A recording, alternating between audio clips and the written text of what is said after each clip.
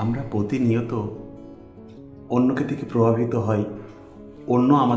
অন্যজন আমাদেরকে নিয়ন্ত্রণ করে, আমাদের মন নিয়ন্ত্রণ করে অন্যজন। এটা আমরা প্রতিনিয়ত অবজার্ভ করি। বাইরের অপশক্তি, বাইরের শুভ শক্তি সব আমাদের মনকে প্রতিনিয়ত কন্ট্রোল করে চলছে।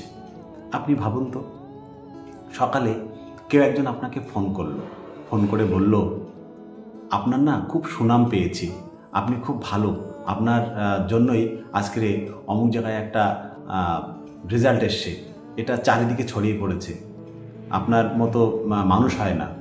তখন আপনার মনটা কীরকম হবে? একটা অজানা একটা আনন্দ আপনার মধ্যে গ্রাস করবে। কন্ট্রোলটা নিয়ে নিল কে?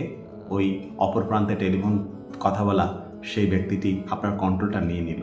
আপনার গুড হরমোন ক্ষরণ হতে থাকবে, আপনার সারাদিনটা ভালোভাবে চলবে। ছবিটা একটু বদলানো যাক। ধরুন পরের দিন অন্য আরেকজন ব্যক্তি আপনাকে বলল, আপনি কি অমুক, আপনার মতো জঘন্য লোক হয় না, আপনি এমন কর্ম করেছেন যার ফলে গোটা এলাকাটা একটা বাজে ইমপ্রেস তৈরি হয়েছে, আপনি কেন এমন করেছেন, আপনার মতো লোক এরকমভাবে করাটা ঠিক হয়নি। আপনি সারা দিন ধরে সেই চিন্তাটা করবেন, আপনার আর কাজে কর্মে কোনো কিছু ভালো লাগবে না। তো কন্ট্রোলটা কিন্তু অন্যের হাতেই থেকে গেল।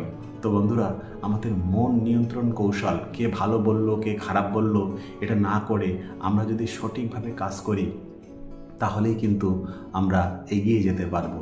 ভালো খারাপ জিনিসটা না, আমার কর্মের দিকটা যদি সঠিক থাকে তাহলে অটোমেটিক সেই শুভ চিন্তক শুভ ভাবনা অটোমেটিক আসবে।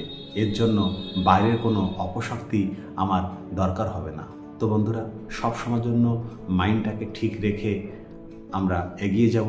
বাইরের হাজারো অপসংস্কৃতি কিছু আসলেও আমরা সেই জায়গাটাকে প্রাধান্য দেব না। আমরা আমাদের লক্ষ্যে এগিয়ে যাব, সেইটা আমাদের ফোকাস থাকবে। ধন্যবাদ বন্ধুরা, সবাই ভালো থাকবে।